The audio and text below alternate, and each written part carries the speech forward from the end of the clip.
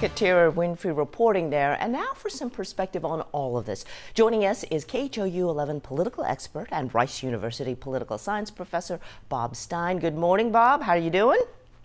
Good morning. How are you? Good, good. All right.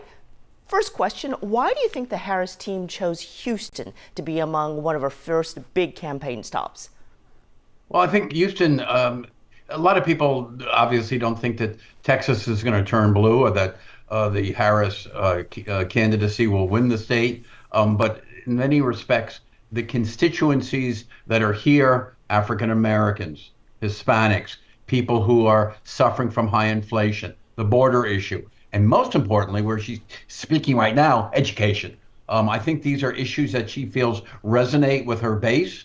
And even though they may not necessarily bring Texas into the Democratic column, these are constituencies that are all over the country, and most importantly, in key battleground states like Wisconsin, Michigan, and of course, Pennsylvania. So she really gets to talk to her base. It's an opportunity, particularly in education, as we all know. HISD has been taken over by the state. The governor and lieutenant governor are in a fierce battle for vouchers. These are issues that resonate throughout the country. And I think teachers also are a large population of voters, but most importantly, a large population of campaign workers and contributors. So, and I think it's also a soft landing. What we don't really know is how well Vice President Harris can deliver the message that clearly President Biden has faltered at. And this is a place where I think she'll get a positive reception and has a chance to play up some of the issues, education, school choice, of course, the issue of abortion. I don't expect her to talk a whole lot about the border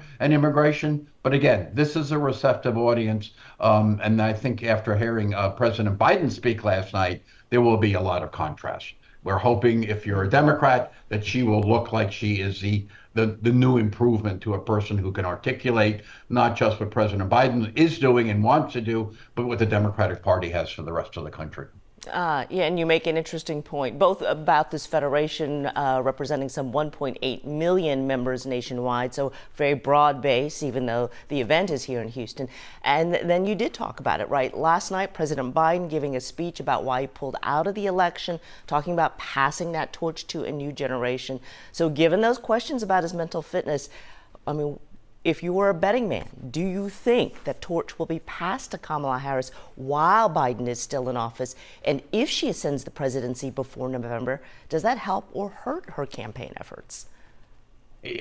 We're in a world of, we talk about 24-hour news cycle. Things keep on changing. My bet is that there is a high expectation, and it's going to be hard to realize. I think there will be a honeymoon period of the next couple of days. But Harris will be vetted not just by the Republicans and Donald Trump, who clearly have gone after her very early, but by Democrats, many of whom feel at this point Harris was sort of forced on them. There wasn't really an open debate, an open primary, an open delegate discussion. And if Harris falters, I think there'll be that sense of what are we into for now? I think the simple answer to your question is it couldn't have been any worse than they had with President Biden at the top of the ticket. So at this point, I think there's a sense of we can move in a positive direction. But I think everyone is going to be scrutinizing every word, every gesture that Vice President Harris makes, not only today, but for the next couple of days.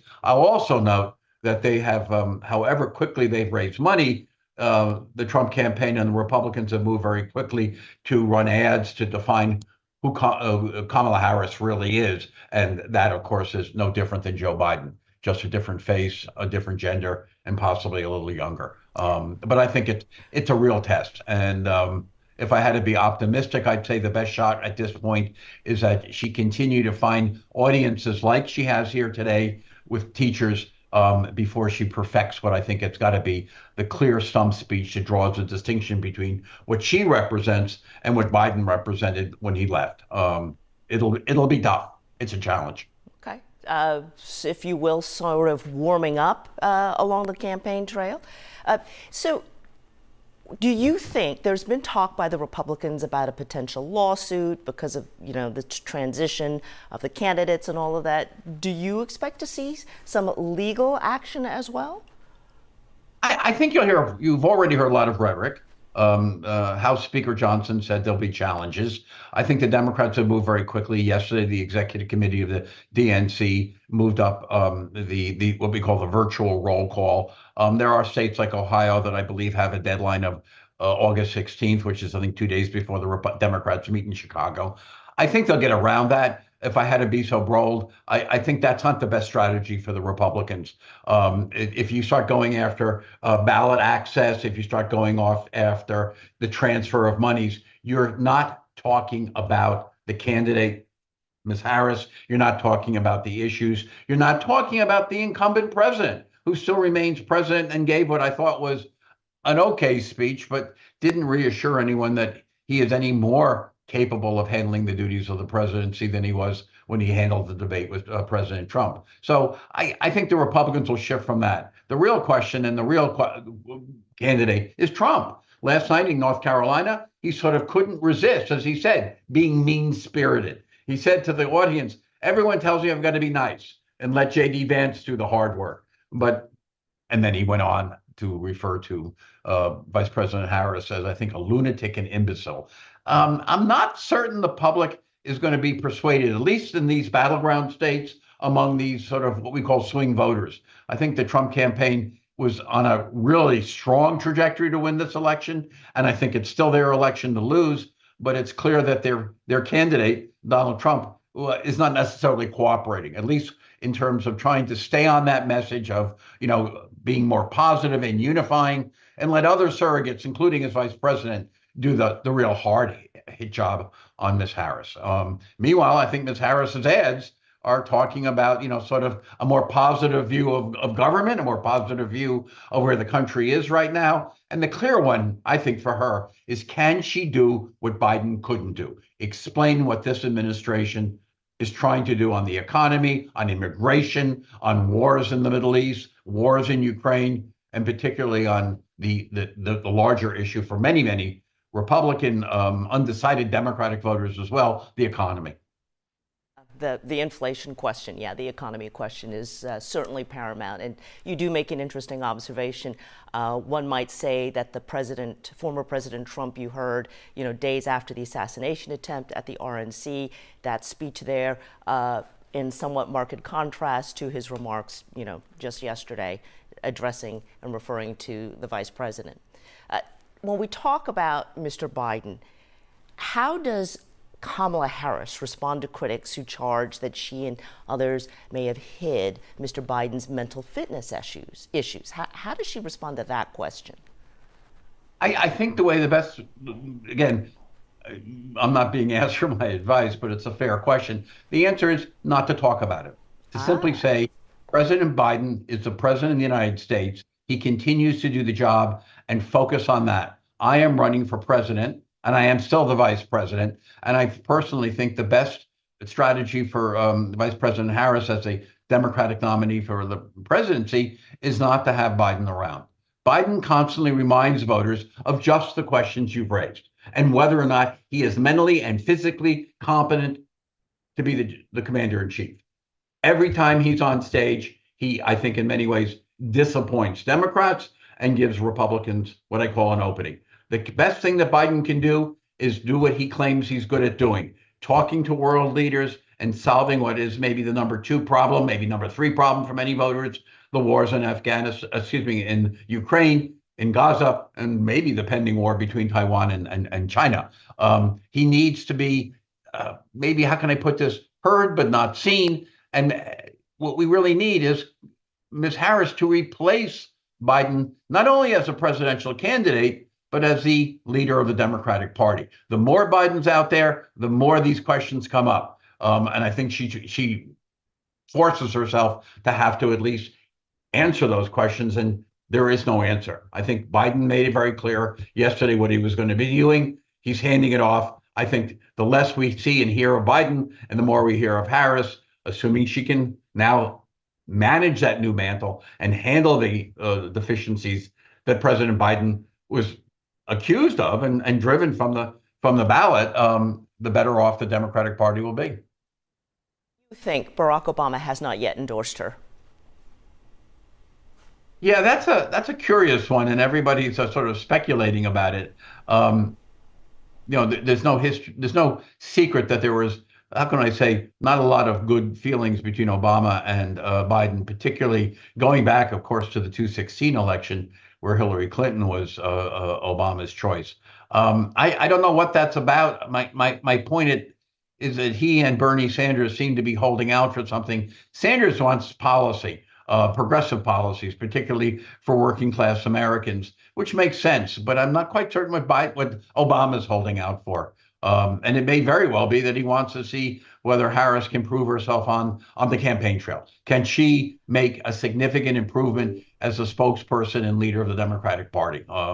It may be that Obama holds out hope for some other candidate. And although it would be spectacular and hard to imagine, but if for some reason Harris falters, will the Democratic Party actually consider at the convention another candidate? I just don't think that's possible at this point. Just practically, they've got to meet some deadlines. So I'm not certain what Obama's holding out for. And it may be that he, like Harris, like Bernie Sanders, is talking about policies and positions. Okay. Well, and you brought it up, deadline. There's what, 100 something, 103 days left to the November 5th election. Obviously, Kamala Harris has a lot of momentum right now, just becoming the official nominees like 3 days ago, the $100 million pledged. A week ago, everybody was talking about the assassination attempt against Trump. This week, the news cycles are dominated by Harris on the campaign trail. Do you think she can sustain this kind of momentum for the next 100+ days? I don't know. I think what you have in Ms. Harris is an unknown factor. She was not a spectacular presidential candidate back in 2020. It's not that she isn't articulate, informed, intelligent. She's a prosecutor. These are the strengths, but they're not proven. They're not seen yet. She's taking over an entirely different presidential campaign from the Biden camp and bringing it into her own. She's had a history of, how can I say, difficulties working with staff, but again, I think it's just not known. But I think what's really the bigger challenge is not whether she can step up and perform well, but do it quickly.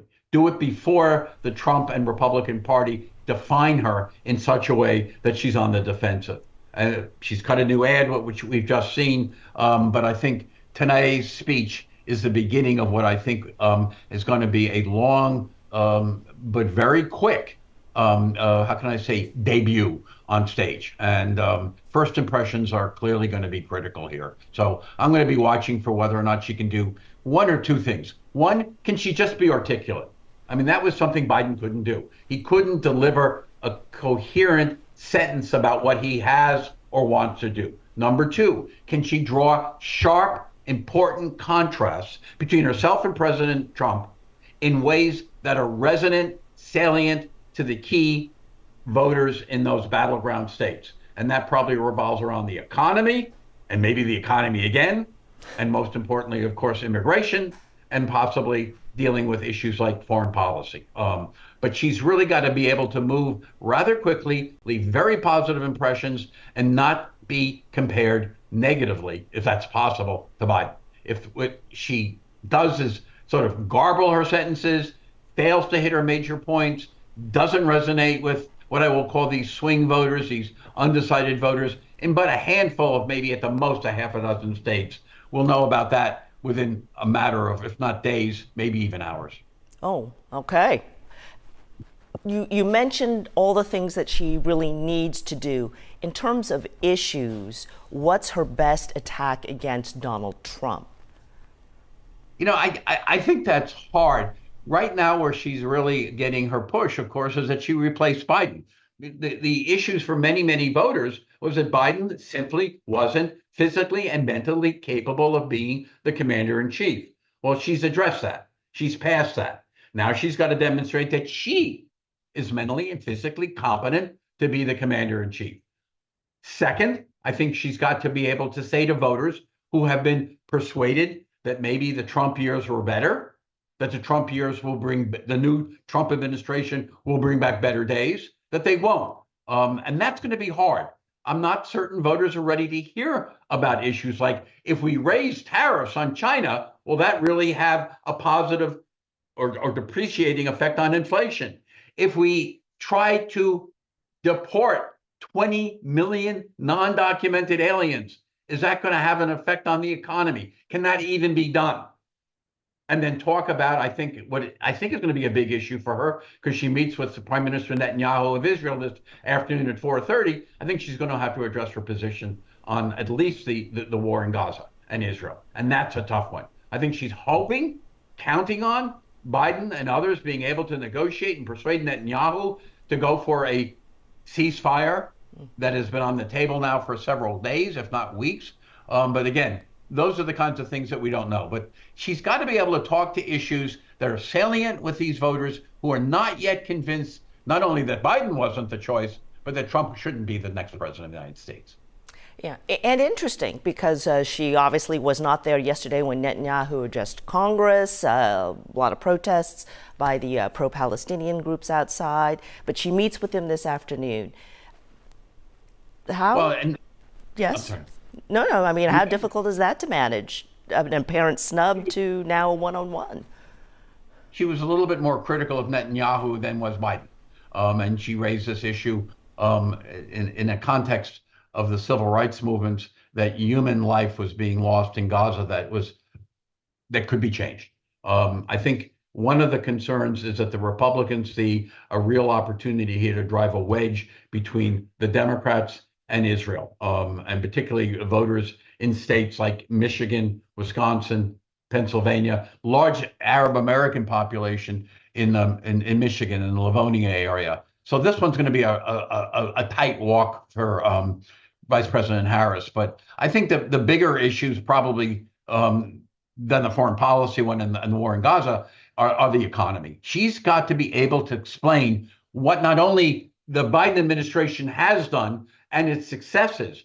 Unemployment is down. The rate of inflation is down, but inflation's still a problem. And she's got to be able to point to things, like the Anti-Inflation Act, and how they dramatically impacted places like Wisconsin or Pennsylvania. And that's going to be a tough one, because some voters may not necessarily be tuned in to these policy debates. When Trump doesn't talk about them other than to simply say, Biden and Harris have been a disaster, what she's got to come back is be able to talk about policies in ways that touch people, that resonate with them in a very personal way that they can identify with. That's a very hard message. And I'm not certain I could even give any advice on how to phrase that, how to offer ads and a visual presentation. But that's what needs to be done. Yeah. And ever more a challenge in this day and age of social media, where, a TikTok video is X seconds long, and these are real issues that take a little bit more time than that to discuss. Bob Stein, thank you very much for your insights and taking moments to share those with us this morning. We'll keep you there in our back pocket, as it were, but we're going to go back to Victor